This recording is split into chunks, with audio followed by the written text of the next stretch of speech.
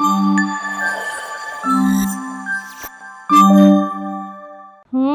శుక్లాంబరధరం విష్ణుం శశివర్ణం చతుర్భుజం ప్రసన్నవదనం ధ్యాయే సర్వవిఘ్నోపశాంతయే. ఓం శ్రీ మాత్రే నమః. ఓం గణపతే నమః. 1-2-2025 28-2-2025 ఏ విధంగా ఉండబోతోంది మాఘమాసం అనే విషయాన్ని మనం ప్రస్తావించుకుందాం. మరి చూసినట్లయితే 12వ తారీఖున బుధుడు కుంభంలోకి, 13వ తారీఖున రవి సంక్రమణం జరగబోతోంది కుంభరాశిలోకి. అదేవిధంగా 28వ తారీఖున బుధుడు మీనంలోకి ప్రవేశిస్తున్నాడు. ఈ నెలలో ఉండేటటువంటి గ్రహాల యొక్క ప్రయాణం ఏ విధంగా ఉందయ్యా అంటే కనుక ఈ విధంగా ఉంది. తర్వాత విషయానికి వచ్చినట్లయితే కనుక ఈ యొక్క ఫిబ్రవరి మాసంలో మనకి వచ్చేటటువంటి రథసప్తమి అయి ఉండొచ్చు. అదేవిధంగా మాఘమాసం అంతా కూడా పుణ్యమైనటువంటి పవిత్రమైనటువంటి దినాలే. అందువల్ల ఏ కార్యక్రమం తలపెట్టుకున్నా కూడా, శుభకార్యాలు తలపెట్టినా, గృహారంభ గృహప్రవేశ ఏది చేసుకున్నా కూడా శుభఫలము కలుగుతుంది. అందుకని మీ అందరికీ కూడా శుభఫలాలు కలగాలని అమ్మవారిని ప్రార్థిస్తూ ఓం శ్రీ మాత్రే నమః. ఆస్ట్రో భాగ్యలక్ష్మి అనే ఈ ఛానల్ని సబ్స్క్రైబ్ చేశారా? చేయకపోతే వెంటనే చేయండి. అంతేకాకుండా రకరకాలైనటువంటి విశేషాలు, రకరకాలైనటువంటి వీడియోలు 2500 పైగా ఉన్నాయి ఆస్ట్రో భాగ్యలక్ష్మి ఛానల్లో. అందుకని మీరు మీ డౌట్స్ అన్నీ కూడా క్లారిఫై చేసుకోవచ్చు. తర్వాత శ్రీ సౌభాగ్య మ్యారేజ్ బ్యూరో 16 సంవత్సరాలు పూర్తి చేసుకుని 17వ సంవత్సరం రన్నింగ్లో ఉన్నాము. వివాహాది సంబంధాల కోసం ఎవరి ఇంట్లో అయినా సరే అమ్మాయిలు కానీ అబ్బాయిలు కానీ ఉంటే కనుక బాగా చదువుకుని ఉద్యోగాలు చేసి సంబంధాలు వెల్ సెటిల్డ్ మన దగ్గర బాగుంటాయి. అబ్రాడ్ మ్యాచెస్ కూడా ఉంటాయి.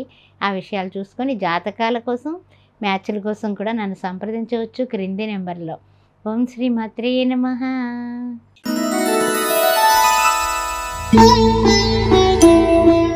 ఓం శ్రీ మాత్రే నమః.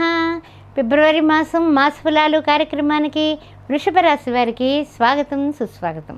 ఏ విధంగా ఉండబోతోంది ఫిబ్రవరి నెల అనే విషయాన్ని మనం ఆలోచించే ముందు అసలు ఏ విధంగా ఉన్నారు, గ్రహాల యొక్క విశేషాలు ఏమిటి అనే విషయాన్ని ఒక్కసారి పరికిద్దాం.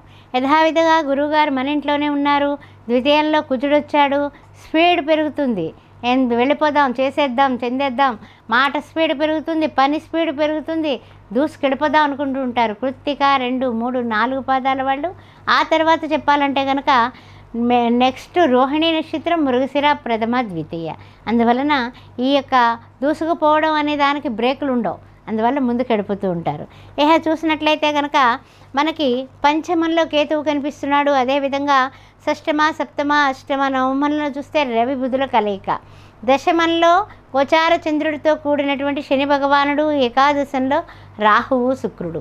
మరి ఏ విధంగా ఉండబోతుందయ్యా ఈ ఫిబ్రవరి మాసం అనే విషయాన్ని మనం చెప్పుకుందాం. మరి చూస్తున్నట్లయితే అంతంత మాత్రంగా మాసం మొదలవుతూ ఉంటుంది. అబ్బా ఏమిటో ప్రయాణం పెట్టుకున్నాం కానీ అవ్వటం లేదు, ఏమిటో ఈ విధంగా మనం చేద్దాం అనుకున్నామో వాళ్ళు సమయానికి తెచ్చి ఇవ్వట్లేదు. ఇలాంటి కొన్ని చిన్న చిన్న అంటే ఏమిటంటే కనుక అందుబాటులో ఆర్థికంగా అందేవి అందితే ఆనందం, అందేవి సమయానికి అందకపోతే కాస్తంత విచారం కదా, ఆ విధంగా ఉంటుంది. అయితే ఏంటంటే కుటుంబంలో కూడా మనము ఏంటంటే ఎవరి దారి వారిదే, ఎవరి తీరు వారిదే అనేటటువంటి మార్గాలలో వారి మార్గాలలో ఆ విధంగా బిజీగా ఉంటారు. కానీ ఏకవాక్య పరిపాలన మన ఇంట్లో జరగడం లేదే అనే ఒక చిన్న మీమాంస మిమ్మల్ని వెంటాడుతూ ఉంటుంది. అది తప్పదు, మరి ఏం చేస్తాం. మనం మనసులన్నింటినీ కూడా టకటక మార్చడానికి మంత్రదండం మన దగ్గర లేదు కదా. అందువల్ల కొంచెం జాగ్రత్తగానే ఆచితూచి అడుగులు వేయడమే ఈ మాసంలో వృషభ రాశి వారికి అవసరం అని చెప్పొచ్చు. అయితే ఒకటి ఏంటంటే కనుక నేను బ్రహ్మాండంగా ఉద్యోగంలో ముందుకు వెళ్ళిపోతున్నాను, చాలా చక్కగా పనిచేస్తున్నాను, వ్యాపారంలో కూడా చాలా డెడికేషన్గా టైం టు టైం షాపు తీస్తున్నాను. తర్వాత చూసినట్లయితే రియల్ ఎస్టేట్ రంగంలో కూడా అన్ని ఎంత బాగా చేస్తున్నాను కానీ నాకు తగిన గుర్తింపు రావడం లేదే అనేటటువంటి బాధ మిమ్మల్ని వెంటాడుతూ ఉంటుంది మాసం అని చెప్పచ్చు. అంకిత భావంతో పనిచేయండి. కర్తవ్యం దైవమాన్నికం, కర్తవ్యాన్ని భగవంతుడికి విడిచిపెట్టండి. డెఫినెట్గా మీరు విన్ అవుతారు. కానీ ఏంటంటే వెంటనే విన్నింగు రాదు.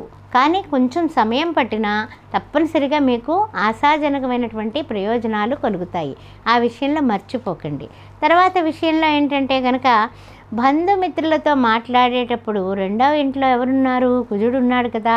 మీరు స్పీడ్గా మనకి అవతల వాళ్ళకి మాటకు మాట అప్పచెప్పేసామనుకోండి, ఆ తర్వాత మనం ఇబ్బందులు పడేటటువంటి అవకాశాలు మెండుగా దండిగా కనపడుతున్నాయి. అందువలన కాస్త బంధుమిత్రుల దగ్గర మాట్లాడేటప్పుడు మన యొక్క నాలుకని బాగా దగ్గర చాలా తక్కువగా వాడండి. అంతే, అంతకన్నా ఇంకేం లేదు. నాలుకని పొదుపుగా వాడండి. తర్వాత విషయానికి వస్తే కనుక ఇంకొక ముఖ్యమైనటువంటి విషయం, ఖర్చులకి ఆదాయానికి బెంగేం పెట్టుకోకండి. బ్యాలెన్స్ సరిపోతుంది. సరేనా? ఆదాయం ఎంత వస్తుందో ఖర్చులు కూడా ఆ విధంగానే వస్తాయి.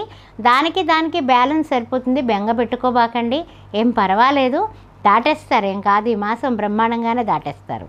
అయితే ఏంటంటే విద్యార్థుల చదువు మీద చురుకైనటువంటి ప్రవర్తనతో కలిగి ఉంటారు అని అనుకోకండి. వాళ్ళని వెనకాల కూడా కొంచెం తోయాల్సి ఉంటుంది. తోస్తే కనుక వాళ్ళు విన్నర్ కింద మారిపోతారు, విజయం లభిస్తుంది. అందువల్ల విద్యార్థులు చురుకుగా ఉన్నప్పటికీ కూడా వెనకాల వాళ్ళు ఏం చదువుతున్నారు, ఏమిటి సంగతి అనేది ఒక కన్ను వేయండి. తర్వాత విషయానికి వచ్చినట్లయితే కనుక గోల్ రీచ్ అవ్వాలంటే పెద్దవాళ్ళ యొక్క సహకారం, పెద్దవాళ్ళ యొక్క మంచి ఏమిటంటే ప్రోత్సాహం కూడా ఉండాలి. నిరుద్యోగులారా, మంచి ఉద్యోగాల కోసం చేసే ప్రయత్నాలు కొలుక్కొస్తాయి. మాసాంతానికి కంగారు పడకండి.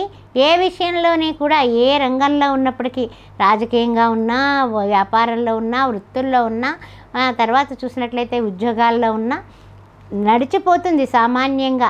ఏ విధమైన ప్రమాదాలు లేవు. ఆ విషయం సంతోషించండి.